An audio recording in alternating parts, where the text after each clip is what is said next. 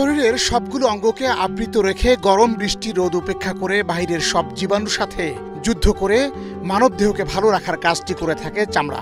ফলে একজন মানুষের শারীরিক মানসিক শক্তির জন্য ত্বকের সুস্থ থাকা সবচেয়ে জরুরি। পলিউশন বা এই দূষিত পার্টিকেল লেভেল যেটা বাংলাদেশে সবচেয়ে বেশি, তার কারণ হলো ঢাকা শহর একটা কসমোপলিটন সিটি, যেখানে সব কিছু আছে। এখানে কলকারখানা আছে, এখানে ইন্ডাস্ট্রি আছে, এখানে গার্মেন্টস ফ্যাক্টরি আছে, এখানে লক্ষ লক্ষ গাড়ি আছে, ধুলাবালি আছে, মানুষের সংখ্যা অনেক বেশি।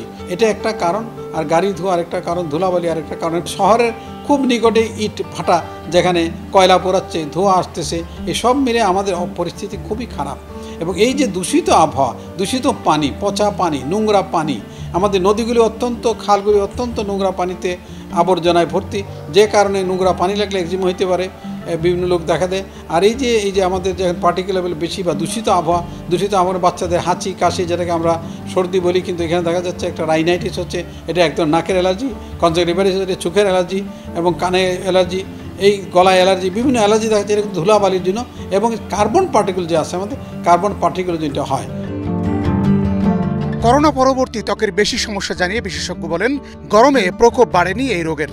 আবহাওয়ার সঙ্গে সবচেয়ে নিকটবর্তী আমাদের অঙ্গ হইল ত্বক, কারণ এই ত্বকটাতেই প্রথম আবহাওয়ার পরিবর্তন পরিলক্ষিত। যেমন অতিবৃষ্টি, অনাবৃষ্টি, গরম, এই বিভিন্ন কারণে এই ত্বকের যে রোগটা হওয়ার কথা ছিল অনেক পরে, অনেক আগে হয়ে যায়। সেটা একটা রোগী, সে অ্যাটোপিক বাচ্চা আছে, অ্যাটোপিক অ্যালার্জি বলে। এই বাচ্চাগুলি দূষিত আবহাওয়ার কারণে ওদের চুলকানি বেড়ে যায়, ক্ষত বেড়ে যায়, এদের ইনফেকশন বেড়ে যায়, শরীর ইমিউনিটি কমে যায়। এই বিভিন্ন কারণে অবশ্যই এই যে বর্তমান যে আমাদের দেশে যে এই দূষিত আবহাওয়া, পৃথিবীতে 1, 2, 3 যাই বলি, কিন্তু আমাদের অত্যন্ত ক্ষতিকর।